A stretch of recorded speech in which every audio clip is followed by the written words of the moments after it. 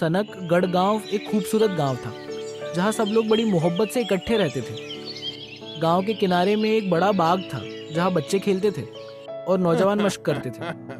उस दिन भी बाग में छोटू और ढोलू घूमते नजर आ रहे थे।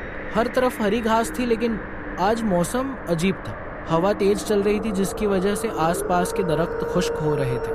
ढोलू, तुम्हें कुछ अजीब नहीं लगता? ये पेड़ इतनी जोर से क्यों हिल रहे हैं? हाँ छोटू, आज हवा बहुत तेज है। तुम्हें नहीं लगता कि ये कुछ गलत होने की निशानी है? छोटू और ढोलू की बात अभी खत्म नहीं हुई थी कि दादू गांव के पुराने घर से बाहर आए। उनका चेहरा संजीदा है, जैसे कुछ बड़ा होने वाला हो। बच्चों, जल्दी आओ, मुझे तुम दोनों से बहुत जरूरी बात करनी है। देर हो गई तो सब कुछ बर्बाद हो सकता है। छोटू और ढोलू दौड़ते हुए गांव के सबसे पुराने दरख्त के नीचे दादू के पास पहुंचे। ये दरख्त बहुत खूबसूरत था, शायद कई सदियों से वहाँ मौजूद था। दादू, आप इतने परेशान क्यों हैं? और आज मौसम इतना अजीब क्यों है? हमने ऐसा पहले कभी नहीं देखा। बच्चों, गांव की सारी नदियां सूख गई हैं। पहाड़ों की रानी चंद्रमुखी हमारा सारा पानी चुरा रही है। अगर उसे नहीं रोका गया तो हमारा गांव हमेशा के लिए बंजर हो जाएगा। क्या? ये बहुत बुरी बात है। इससे किसानों और बाकी गांव वालों को बहुत नुकसान पहुंचेगा। फसल बर्बाद हो जाएगी और बहुत परेशानी होगी।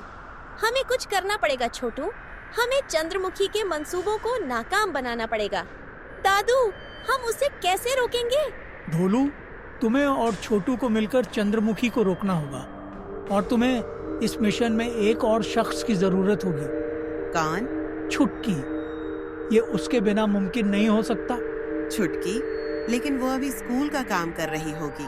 वो सबसे तेज और होशियार है, और जब तुम तीनों एक साथ हो जाओगे तो यकीनन उसे रोक लोगे। ठीक है दादू, हम जाकर उससे बात करते हैं। उसको साथ जाने के लिए राजी करते हैं। चलो ढोलू, चलो जल्दी मिलते हैं।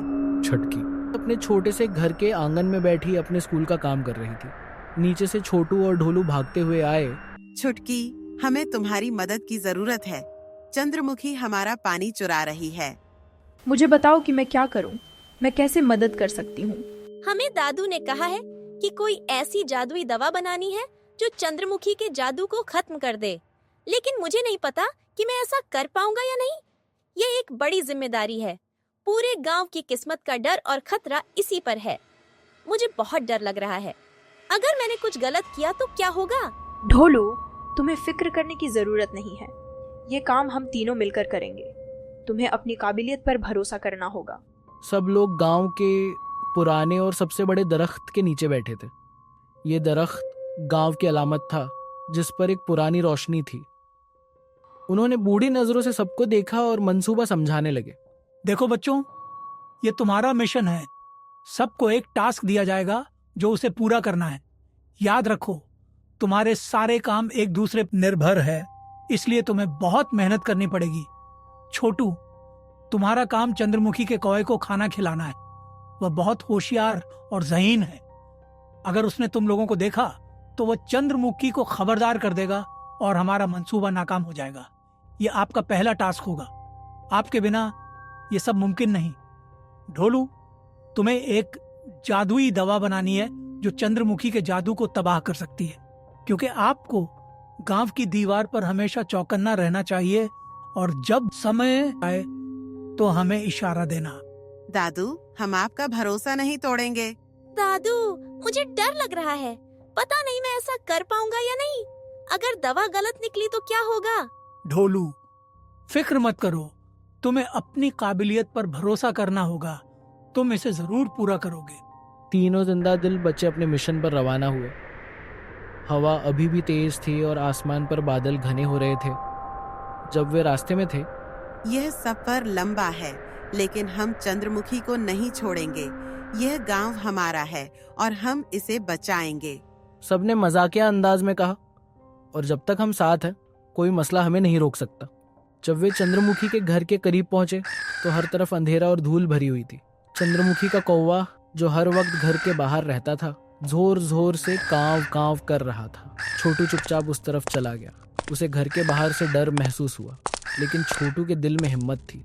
यह सही वक्त है। मुझे उस कौवे को सबक सिखाना चाहिए। छोटू ने अपनी जेब से एक छोटा सा चाकू निकाला। छोटू चाकू से खेलना शुरू कर देता है, जिससे आवाज होती है और कौवा छोटू की तरफ मुतवज्जे होता है और छोटू के पीछे भागने लगता है। कौवा छोटू के पीछे आया और छोटू तेजी से जंगल की तरफ भागा। ढोलू ने दादू की हिदायत के मुताबिक जल्दी से जादुई दवा बनाना शुरू कर दी और वह एक पुराने बर्तन में अलग अलग जड़ी बूटियां डाल रहा था। अब दवा कुछ ही देर में तैयार हो जाएगी, लेकिन अगर कुछ गलत हुआ तो क्या होगा? तुम ये जरूर करोगे ढोलू। तुम्हें अपने काम पर पूरा भरोसा होना चाहिए। आखिरकार डोलू ने दवा तैयार कर ली और अब उसमें बहुत हिम्मत थी।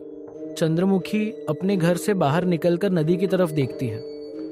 उसके हाथ में एक छड़ी थी जिसे उसने घुमाया और दरिया का पानी रुक गया। छुटकी दूर से देखते हुए, ढोलू अब वक्त आ गया है, जल्दी से दवाई फेंक दो। डोलू धमाके के साथ। ये लो। ढोलू ने दवा दरिया में फेंक दी। चंद लम्हों बाद पानी फिर बहने लगा। चंद्रमुखी ने जब ये देखा कि दरिया फिर से बहने लगा है तो वह गुस्से से लाल हो गई और चीख कर अपने कौए को पुकारने लगी। उसकी आवाज़ सुनकर कौआ वहाँ आता है। वो उससे पूछती है, इतनी देर कहाँ थे तुम? चंद्रमुखी ने अपने कौए को जोर से थप्पड़ मारा। कहाँ थे तुम? मैं कब से तुम्हें बुला रही हूँ। तुम चौकन्ना थे। ये कैसे हो सकता है? मेरा जादू ऐसे कैसे बेअसर हो सकता है?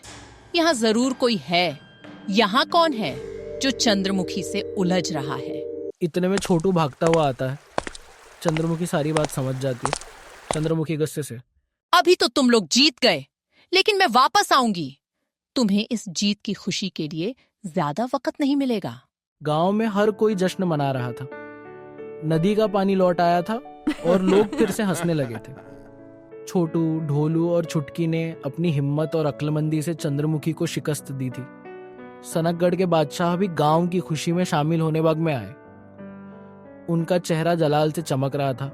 आप सब ने बहुत अच्छा काम किया। जब आप सब एक साथ होंगे तो कुछ भी मुमकिन है। मैं सनकगढ़ का बादशाह हूँ, लेकिन आज इस गांव के जवान सिपाहियों ने एक ऐसा काम किया है जो किसी भी फौज के लिए करना मुश्किल होता।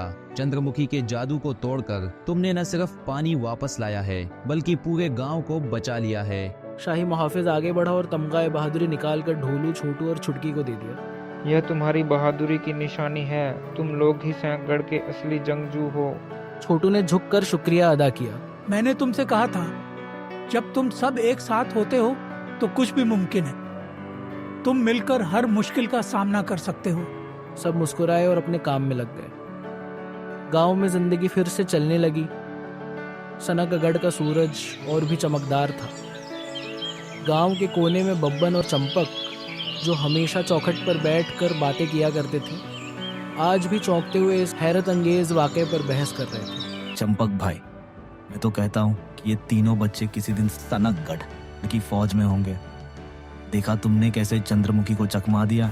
बिल्कुल बब्बन और ढोलू, वाह भाई वाह। पहले तो सिर्फ मिट्टी से खेला करता था, अब जादुई दवा बनाकर सबको बचा लिया। मुझे लगता है अगले मेले में हमें इन तीनों के लिए एक जश्न रखना चाहिए। दोनों हंसकर सर हिलाते हैं। आज गांव में सिर्फ जीत नहीं, बल्कि फख्र की लहर थी। गांव में हर कोई चंद्रमुखी की शिकस्त और बच्चों की हिम्मत और बहादुरी का जिक्र कर रहा था।